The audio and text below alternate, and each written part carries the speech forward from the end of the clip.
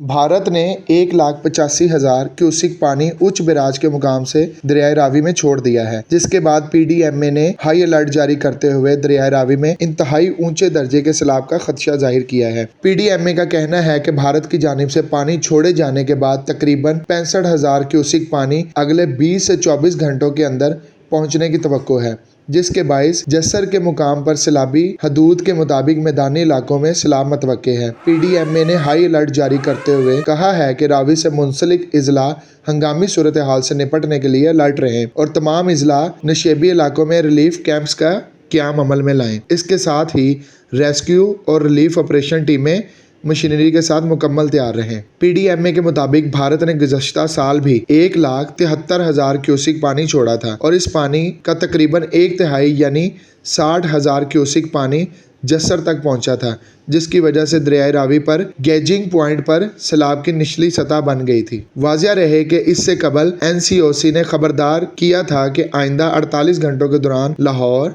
सियालकोट और नारोवाल में तेज बारिश का इम्कान है, जिसकी वजह से दरियाए चुनाब, रावी, सतलुज और मुंसलिका नालों भिंबर, डैग, पलक्खू और बनिस्तर में तुगयानी का खदशा है। याद रहे कि एनसीओसी ने इस हवाले से पहले ही हदायत जारी करते हुए कहा था कि म्यूनसिपल इलाकों में अर्बन फ्लडिंग और पहाड़ी इलाकों में लैंड स्लाइडिंग हो सकती है। ज़िले इंतजामिया 20 जुलाई तक दरियाए चुनाब पर मराला हेड वर्क्स और दरियाए रावी में जस्सर के मुकाम पर मॉनिटरी जारी रखे हुए हैं।